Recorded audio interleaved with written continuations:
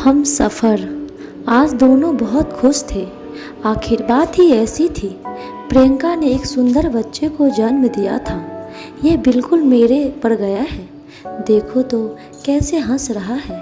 इसकी आंखें मेरे ऊपर गई है, इसके होठ तुम्हारे ऊपर गए हैं। ये बातें कहते हुए प्रोफेसर विशाल फूले नहीं समा रहे थे। प्रियंका, तुम बताओ इसका नाम क्या रखा जाए? प्रोफेसर विशाल ने पूछा। मैं क्या बताऊं, आप ही सोचिए।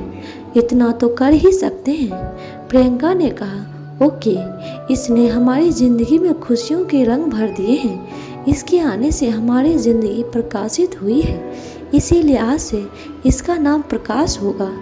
तुम्हारा क्या ख्याल है प्रियंका? तो विशाल ने पूछा। प्रियंका ने इस नाम के लिए हामी भर दी। आपने जो नाम बताया है वो बहुत अच्छा है। जल्द ही हॉस्पिटल से डिस्चार्ज होकर प्रियंका घर आ गई।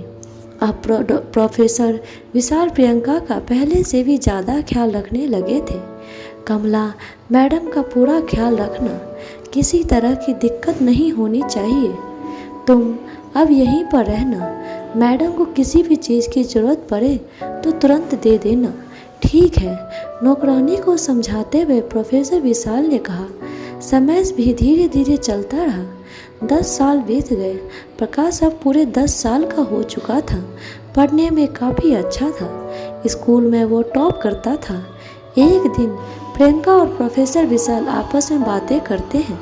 सुनिए, मैं क्या कह रही थी, आप कॉलेज चले जाते हैं, प्रकाश स्कूल चला जाता है। मैं दिन भर घर में बोर होती रहती हूँ। मैं सोच रही थी कि मैं भी कुछ कर लूँ, पर अगर आप चाहे तो, प्रियंका ने कहा। देखो सोनू, मुझे कोई ऐतराज़ नहीं है।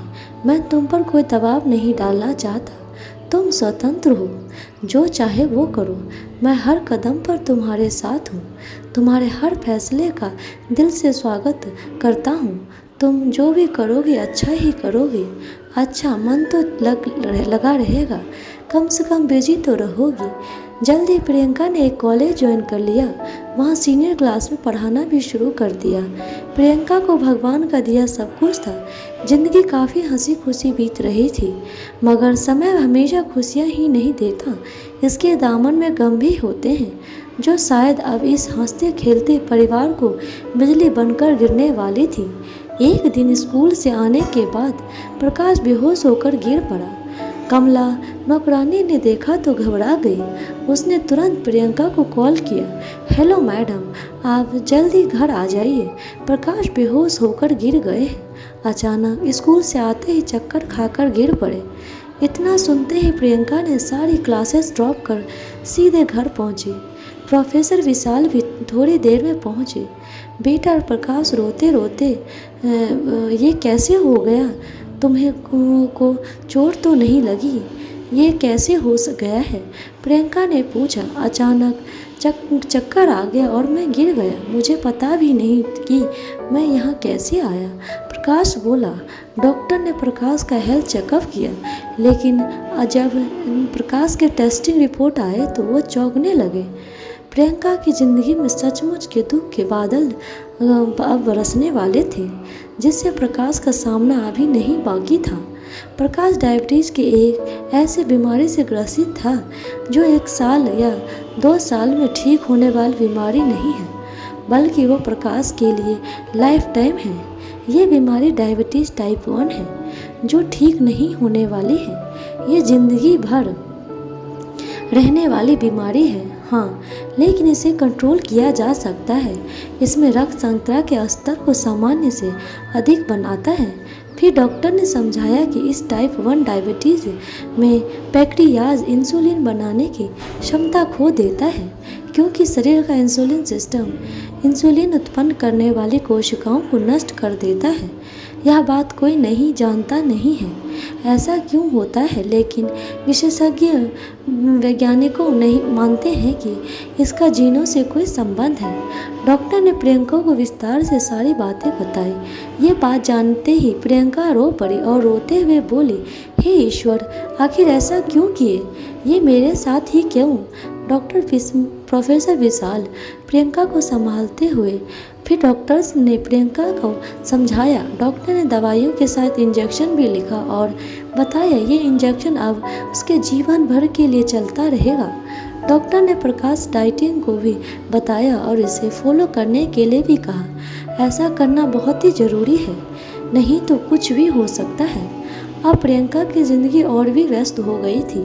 घर, कॉलेज और प्रकाश की देखभाल, इन सब कामों में प्रियंका अब बस बंद रह गई। इंजेक्शन भी अब रोज़ टाइम पर खुद प्रियंका ही देती थी। प्रकाश की डाइटिंग का भी पूरा ख्याल रखती थी। कब और कहाँ क्या खाना है ये बखूबी प्रियंका को पता था। उसने अब ये मान लिया था कि ये बीमारी प्रकाश की ज़िंदगी का एक अहम हिस्सा है। अब उसे ऐसे ही जीना पड़ेगा, मगर इस बात की फिक्र भी कि मेरे बाद इतना ख्याल कौन रखेगा। प्रियंका और प्रोफेसर विशाल ने एक बार दूसरे बच्चों के बारे में भी सोचा, मगर दूसरे बच्चों का पैदा होना उनके नसीब में नहीं था। डॉक्टर ने प्रोफेसर विशाल को इसके लिए दोषी माना। उनके मेडिकल रिपोर्ट के मुताबिक वो दोबारा बाप नहीं बन सकते थे। इसीलिए अब दोनों ने ये मान लिया था कि ये बीमारी हम सफ़र बन जिंदगी भर साथ चलेगी और हमें इसके साथ ही चलना पड़ेगा। इस तरह की प्रेम कहानी शायद ही देखने को मिलती है, जहाँ शिक्षक और स्टूडेंट में प्रेम हुआ और को एक दूसरे के हम सफ़र भी बन गए हो। प्रेम का ये रूप भी हमें देखने को मिला। इसका ये रूप भी निराला है। आज भी यह जोड़ी हंसी खुशी ज़िंदगी गुजार रहे हैं। अपनी ज़िंदगी में तमाम मुश्किलों के बावजूद इसके सुहाने पलों को बखूबी जी रहे हैं। प्रकाश जी भी अब और बड़ा हो चुका है और अपनी बीमारी का पूरा ध्यान रखते हुए अपनी ज़िंदगी बड़े मज़े से जी रहा है। उम्मीद है ये जीवन कहानी आपको पसंद आई होगी। आपकी प्रतिक्रियाओं का मुझे बेसब्री से इंतज़ार रहेगा। आपकी प्रतिक्रियाएं ये मुझे मजबूती और उत्साह प्रदान करेगी ताकि भविष्य में और भी रचनाएं और कहानियां आपके साथ प्रस्तुत कर सकूं, अपनी रचनाओं से आपका मनोरंजन कर सकूं। दोस्तों, लाइक शेयर सब्सक्राइब जरूर कीजिएगा। धन्यवाद।